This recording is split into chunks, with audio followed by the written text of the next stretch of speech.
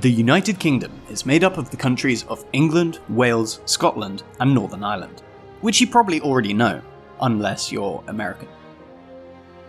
With the red. I don't know. I did not study the globe. I didn't... China? No. China? 我们今生注定是沧桑。 Three of these are on the island of Great Britain, namely England, Wales, and Scotland. 62% of Great Britain's landmass is covered by England, which lies in the mainly flat southeast of the island. The rest is split between Scotland in the north, taking up about a third of the island, and Wales in the west. As Great Britain is an island exclusively controlled by the United Kingdom, we shan't talk about any of the UK's overseas territories, such as Gibraltar and its border with Spain. Nor will we be talking about Northern Ireland's border, a subject in which an understanding of the Troubles is integral, and deserving of its own future video. So today I'm going to talk about the British internal borders between England and Scotland, and between England and Wales. Both of them qualify to be among the oldest still existing borders in Europe, and that alone makes their history fascinating. So I'll first briefly go over the territorial history of the island of Great Britain, then discuss the historical development of the Anglo-Scottish Border, and then the Anglo-Welsh Border. If you're interested in this mix-up of geography and history, we'd be very thankful if you'd like and subscribe to our channel if you think we've earned it. Most of our videos have been on the subject of history and video games, so check that out if you haven't already. And if you like this sort of content, we'll do more countries' borders, so feel free to suggest what we should cover next.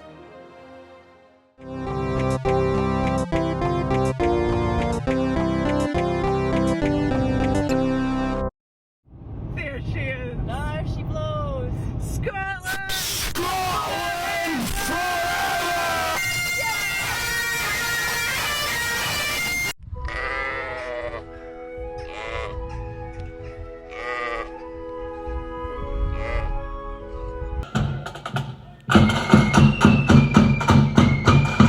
Oh shit! Oh, he threw a bin at them! Oh f***! Oh f***! Oh, he's way into the house! If you take a look at a linguistic map of the British Isles, you'll see that a vast majority of its inhabitants nowadays speak English as their first language. The only notable exceptions are Scots Gaelic, Irish, and Welsh. These all have in common that they are of Celtic origin, and exist on the very edges of the islands, with the exception of Welsh, which is spoken across Wales. This starts to make sense when looking at historical maps of Britain's languages. Towards the end of antiquity, there was Irish, Pictish, and Brythonic, which were all Celtic languages as well. After the end of Roman rule in Britain, there was a large influx of Angles, Saxons, and Utes from mainland Europe, commonly referred to as the Anglo-Saxons settling Britain. In the following centuries, these people extended their rule over large parts of the island, and their West Germanic languages gradually replaced the previous Celtic dominance, developing into what linguists referred to as Old English. The Anglo-Saxons filled a power vacuum that had existed for hundreds of years since the Romans left, and over time they established a state system that has been referred to by historians as the Heptarchy, dividing the lands controlled by them into 7 kingdoms: East Anglia, Mercia, Kent, Sussex, Essex, Wessex, and Northumbria. And these kingdoms pretty much covered what is England today, with the exception of Cumbria. So when looking at the Anglo-Scottish border today and throughout history, we can see that it was the failure of the Anglo-Saxons, and before them the Romans, to extend their control all the way to the northernmost part of Great Britain. In a way, the famous landmark of Hadrian's Wall is a testament to Rome's failure, separating the south of the island from the mountainous north that they could not conquer. At times, the Anglo-Saxon kingdom of Northumbria controlled significantly more, extending well beyond Hadrian's Wall up to and including the Firth of Forth in the 10th century. If this had remained the case, today's Scottish capital of Edinburgh would be English today. But then again, if you ask a Glaswegian, they will probably say that anyway. Edinburgh isn't Scotland. I've got nothing against the English, but Edinburgh isn't Scotland. Edinburgh is England.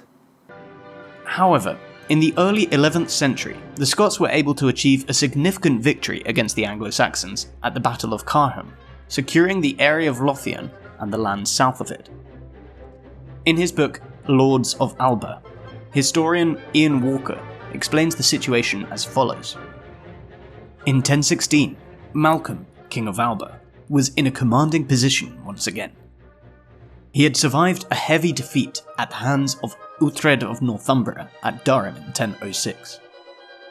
He was apparently still free of rivals at home. He had been freed from any possible Viking threat by the death of Earl Sigurd of Orkney and the defeat of the Dublin Vikings at Clontarf in 1014. He was in no immediate danger from the south, where the English and the Danes were involved in a destructive war for control of the Kingdom of England.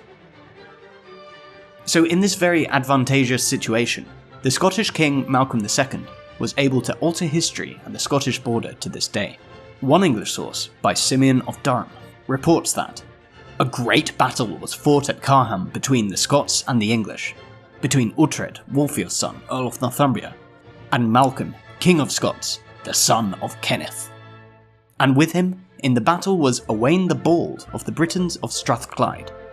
Side note here, I love how mundane and anticlimactic it sounds to be known as the son of Kenneth, or Owain the Bald. But also, it's pretty hypocritical of Simeon to mention Owain's bald patch when the guy looks like this. Strathclyde, by the way, where Owain's from, was a medieval kingdom on the west coast of Scotland, at that point either allied to or vassal of the Kingdom of Scotland, and decades after the Battle of Carham, it was fully annexed by the East Coast Scots. Anyway, after the decisive victory at the Battle of Carham, the border was permanently moved south all the way down to the River Tweed, which remains the eastern border between Scotland and England to this day, with the notable exception of Berwick upon Tweed. In fact, Berwick is a bit of a historical meme in that it allegedly has changed country 14 times, finally being invaded for the last time by England in 1482. As the town lies north of the aforementioned River Tweed, Berwick's inhabitants feel a close affinity to Scotland, with their football team playing in the Scottish League and Scottish newspapers being read there. The ambiguity of Berwick's affiliation has also led to an urban legend that the town has been at war with Russia ever since the Crimean War.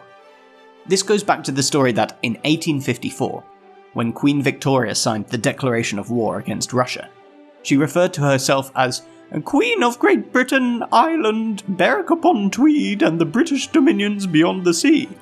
However, when the war ended, she allegedly failed to mention Berwick, leading to claims that Berwick had continued to be officially at war with Russia all the way into the 20th century. Even if this story isn't true, there is the historical fact that until the Wales and Berwick Act of 1746, Berwick was officially mentioned in royal statutes and proclamations alongside the other constituents of the British Crown, but afterwards it was just sometimes mentioned out of tradition with no legal necessity. Anyway, this goes to show how long it took for Berwick to be undeniably English, and there are some who would argue it isn't to this day. So the border at Berwick dates to 1482, and the border along the River Tweed to around 1018. Most of the remaining border was legally established by the Treaty of York in 1237. This treaty was the product of an exceptionally good relationship between the Scottish King Alexander II and the English King Henry III, which resulted from them being brother-in-laws. Henry granted the Scots certain lands in Northumberland, moving the border slightly south to the Solway Firth. There was one more exception though, and that was the so-called Debatable lands. What is interesting about the name of this region is that it is not certain that it actually stems from the lands being disputed between the two kingdoms, but could also stem from batable, an Old English word used for land that is suitable for feeding livestock. The Debatable lands were an apparently lawless area along the Solway Firth and the River Esk that was controlled by clans, particularly the Armstrong clan. They were associated with Scotland, but effectively not under Scottish authority. After the Scottish King James V finally managed to bring the lawless clans under his control in 1530, the Debatable lands were divided between Scotland and England in 1552, with a line between the rivers Esk and Sarg. This line is about 5 kilometres long and marked by a levee called Scott's Dyke. So this newest part of the border dates all the way back to 1552, and like all the other parts is still intact today. Another interesting fact about the Anglo-Scottish border has been discussed by one of my all-time favourite YouTubers, Jay Foreman, in his Mapmen series alongside Mark Cooper-Jones. In their video, The World's Oldest Border, they point to the geological differences between Scotland and England being caused by the two countries' landmasses originating from two different tectonic plates. This is what the world looked like 500 million years ago. Well, I'm no evolutionary biologist, but that looks like around the time the first grapulites and cephalopods were formed. Exactly, but at this point, England and Scotland are thousands of miles apart. The land set to spawn Sean Connery is here, and the land set to spawn Mr. Bean is here. Looking at how well the tectonics almost match today's border, they clearly explain how geology can influence geography, and in turn culture, and even political history. The rocks making up the earth underneath us determine what plants and animals can survive as well as what building materials are available to us, clearly influencing our local culture and thus, at least in this case, our national identity. Despite England and Scotland uniting in 1707, becoming the United Kingdom, this historic border still determines Scotland's sovereignty and cultural identity from England. Scotland has had its own devolved government since 1998, giving it a limited amount of independence from Westminster. And the Labour government, if they stick to their pledges, intends to take devolution further to give more power to the Scottish Parliament. So if you want to cross the border yourself, you can simply walk or drive over without having your passport checked or having to deal with unnecessary bureaucracy. Well, at least for now. Wales has been officially tied to England significantly longer than Scotland has. Given its proximity to the power centres of England, it is noteworthy in itself how long it remained independent from the English monarchy. This, as well as the fact that the Welsh language is today still one of the most widely spoken surviving Celtic languages, can once again at least partially be attributed to geography. Looking at a topographic map, we can see that Wales is significantly more mountainous than most of England.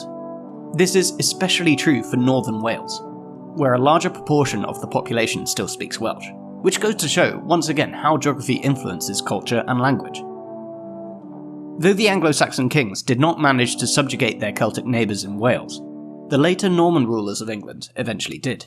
While there were some back and forth in the 13th century, Wales was firmly brought under English control in 1283 by King Edward I, when a resistance against increasing English influence backfired.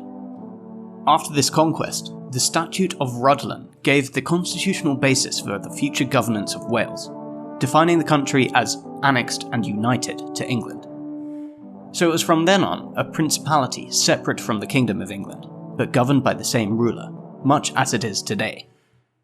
In fact, very soon after this conquest, the English heir apparent started to be referred to as the Prince of Wales, just as Prince William is today and his father King Charles was before him.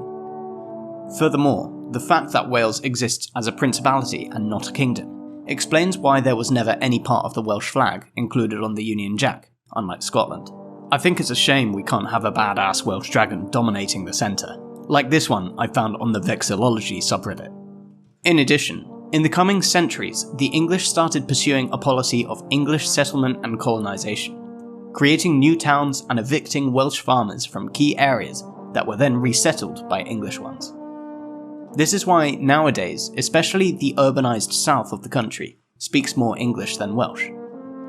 However, the borders have remained the same, which is basically due to the fact that it was all under English rule anyway. But how did the border end up where it did in the first place? It is quite hard to give exact dates here, but as England and Wales were seen as different realms from the times of Roman Britain, it is fair to say that parts of this border go back to ancient times. The modern border is often inspired by, and still very loosely follows, a dam called Offa's Dyke, which was constructed by Offa, king of the Anglo-Saxon kingdom of Mercia in the second half of the 8th century, to separate his kingdom from the Celtic lands in the west. It doesn't follow the exact border, but it does give us a vague insight into the divide between the Saxon settlers and the Celts. Weirdly enough, no one actually knows why Offa built this dam. In his book Unruly, comedian David Mitchell gives his take as to why this long earthwork might exist. The answer, just for fun, can be ruled out because constructing a ditch that long would take a huge amount of effort and resources today. For a small 8th century kingdom, it would have felt like acquiring a nuclear deterrent. Was it supposed to be a deterrent? A defensive military line? Maybe, but it wouldn't be a very good one, unless it was manned, and it doesn't seem very likely it was. It's too long. Assuming an invading army didn't require disabled access, it wouldn't stop them. They could just scramble over it. Returning to the 13th century, what we can say about the drawing of the border after the English invasion of Wales is that even the land within Wales that was ruled by the English monarchs nominally remained outside what was known as the Shire system, a feudal system of government originating in the Anglo-Saxon kingdom of Wessex. Instead, you had part of Wales, particularly in the northwest, that remained under Welsh lordships loyal to the English king, and even larger parts of Wales that were administered by the Marcher lords. These were nobles appointed by the English monarch officially to guard the border between Wales and England. But if you look at maps showing the location of Welsh marches, you can see that far from covering just the border, a majority of the Welsh lands were in fact ruled by Marcher lordships. So while the border today roughly goes back to the border between Celtic Welshmen and Anglo-Saxon Mercians, in the end, the Anglo-Welsh border was determined by what feudal lord a part of land ended up with, often irrespective of language, as there used to be many Welsh speakers on the English side of the border. So it goes to show that while culture, language, and geography are the driving factors in how most European borders developed through history, often it is also just plain and cold power politics that decide. If some count, duke, or even king wanted a piece of land, and had an army and enough power to invade and sustainably hold it, it sometimes happened that this piece of land is still where the border is today. Anyway, thank you for watching this video. This was already the third video of a little series we have going on the history of borders of European countries, so be sure to check out our investigations on the border of Germany and Poland as well, which you can find on our channel or on screen now. If you like this video, consider liking and subscribing to our channel if you think we've earned your subscription, and check out the other videos we've made on the history of countries' borders, or on the history we can find in video games such as Crusader Kings 3 or Kingdom Come Deliverance. Hopefully see you soon for more history in bits.